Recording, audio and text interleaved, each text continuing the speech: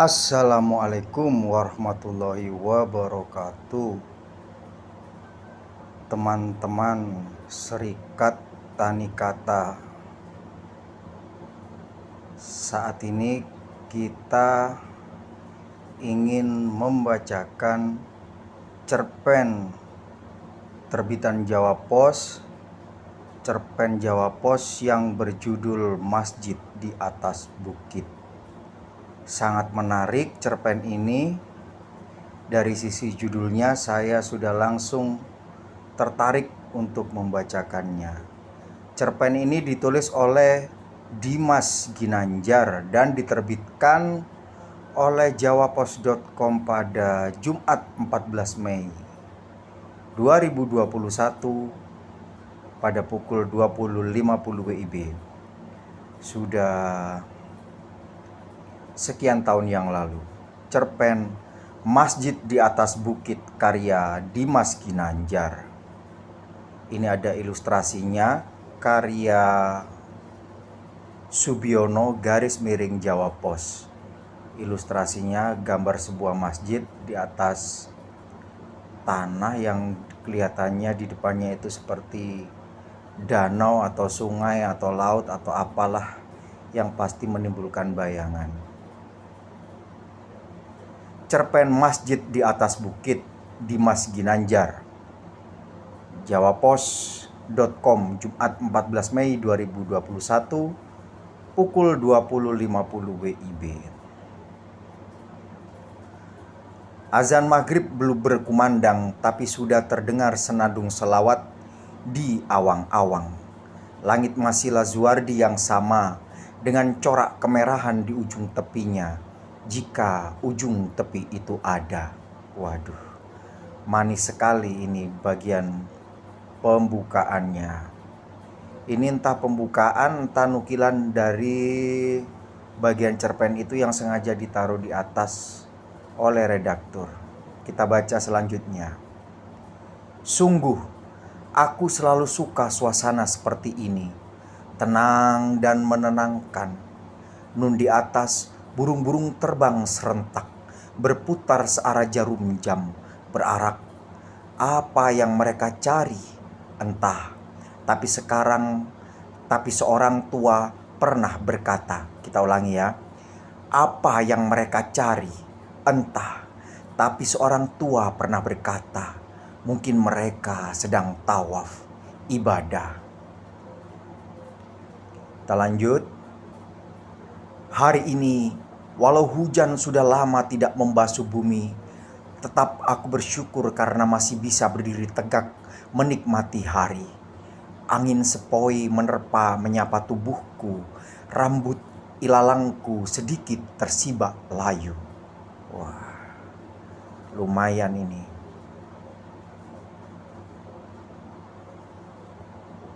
Rambut ilalangku sedikit tersibak layu. Ah, betapa hidup ini sungguh penuh bahagia yang sederhana. Terlalu sederhana sampai-sampai kita mudah lupa. Kita, maaf, mungkin pikun. Ini milikku seorang. Waduh, keren sekali. Aku bahkan tak ingat sejak kapan tinggal di sini. Masa demi masa berlalu. Aku bisa merasakan dunia sekitar melangkah pergi. Yang dulu ada, kini tiada. Yang dulu tidak ada, kini mengada. Wah, luar biasa sekali nih tulisannya. Cerpen karya Dimas Ginanjar. Dahsyat. Kita lanjutkan. Rasanya cuma aku yang begini-begini saja. Mau bagaimana lagi? Yang ku tahu hanya terus menjalani hidup selagi mampu. Tentu ada kalanya aku merasa sakit dan lelah. Tapi tak jarang pula aku senang dan bersemangat. Terutama saat ada orang-orang di dekatku. Entah mereka sekadar melihat-lihat, mengambil gambar, duduk-duduk memuji sang pencipta, atau beribadah dan berdoa. Wah, ini agaknya si pencerita ini ya, kelihatannya adalah si masjid itu ya. Kalau dilihat dari paragraf ini, kita ulangi ya. Rasanya cuma aku yang begini-begini saja. Mau bagaimana lagi? Yang ku tahu hanya terus menjalani hidup selagi mampu. Tentu ada kalanya aku merasa sakit dan lelah, tapi tak jarang pula aku senang dan bersemangat, terutama saat ada orang-orang di dekatku. Entah mereka sekadar melihat-lihat, mengambil gambar, duduk-duduk memuji Sang Pencipta, atau beribadah dan berdoa. Ada kemungkinan ini si penceritanya adalah masjid itu, tetapi bisa juga mungkin marbot atau orang yang memang tinggal atau bersinggungan cukup erat dengan masjid di atas bukit itu. Begitu ada orang lain di dekatku, aku merasa mendapatkan semangat baru. Semangat untuk terus mengarungi hari demi hari. Mungkin aku tak pernah kemana-mana, tapi dari orang-orang yang datang, aku sudah cukup mengenal dunia. Nah, ini ada tanda lagi, ada isyarat tentang siapakah si pencerita itu. Mungkin aku tak pernah kemana-mana. Ini bisa saja merujuk kepada masjid itu, tetapi tadi di bagian atas ada kata pikun dan di sini juga ada kata begitu ada orang lain di dekatku. Nah, ini mungkin masih teka-teki siapakah sebenarnya si pencerita. Ada banyak cerita menyedihkan di sini dan tampaknya juga di belahan dunia manapun. Dan kupikir justru karena itulah kemudian seorang manusia diutus untuk menyampaikan kabar gembira. Dan boleh dibilang dia berhasil melakukannya. Ini mungkin mengacu kepada Rasulullah Muhammad SAW, atau mungkin tokoh masyarakat di sekitar situ yang ada kaitannya dengan masjid. Tapi yang aneh, setelah sang utusan pergi, tidak semua pengikutnya menyebarkan kabar gembira. Tak sedikit yang malah menggaungkan ancaman dan ketakutan. Amarah membara. Aku bingung siapa mengikuti siapa.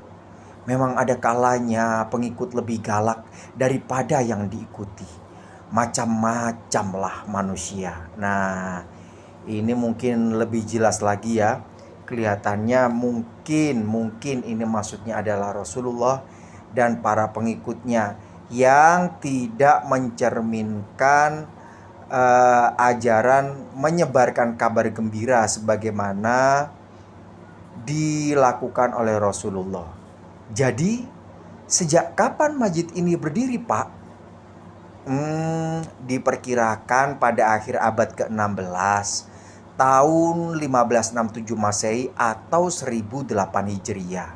Wah, mohon maaf ya, saya mendialogkannya secara langsung, jadi mungkin untuk karakternya tidak akan seakurat seperti yang diharapkan oleh penulisnya.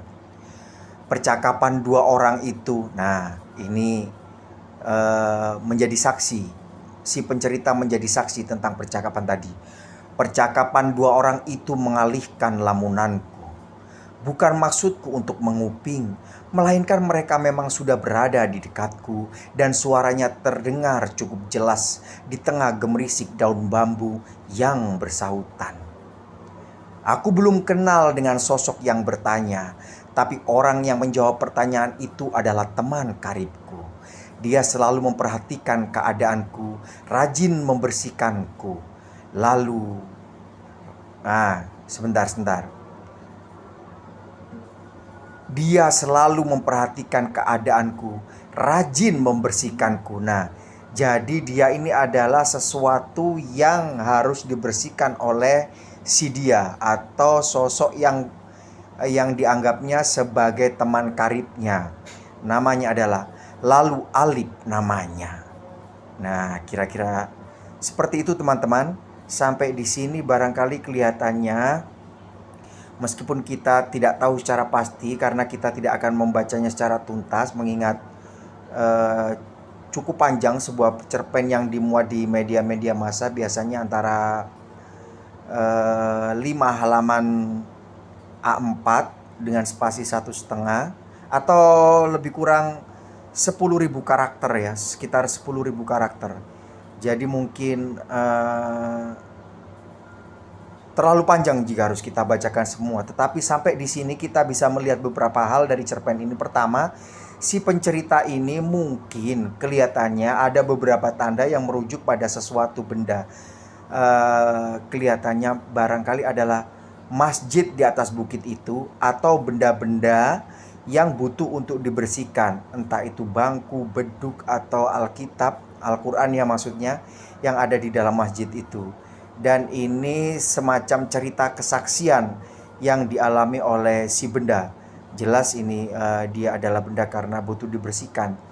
Dan dia memiliki seorang karib, barangkali marbot yang namanya lalu alif, atau orang yang memang aktif merawat masjid tersebut. Ya itu tadi. Dan di bagian-bagian awal kita sangat tertarik dengan permainan bunyi-bunyian yang diolah di paragraf-paragraf awal, seperti membaca sebuah puisi, dan permainan tempo, serta ada kesadaran untuk memainkan tempo atau irama di dalam penyusunan paragrafnya. Itu tadi teman-teman, cerpen yang sangat luar biasa dari Dimas Ginanjar, cerpen Masjid di Atas Bukit, terbitan Jawa Pos 14 Mei 2021, jawapos.com ya, Jumat 14 Mei 2021, pukul 20.50 WIB. Terima kasih teman-teman sekalian, teman-teman Serikat Tani Kata, semoga sehat walafiat, panjang umur, banyak duitnya. Assalamualaikum warahmatullahi wabarakatuh.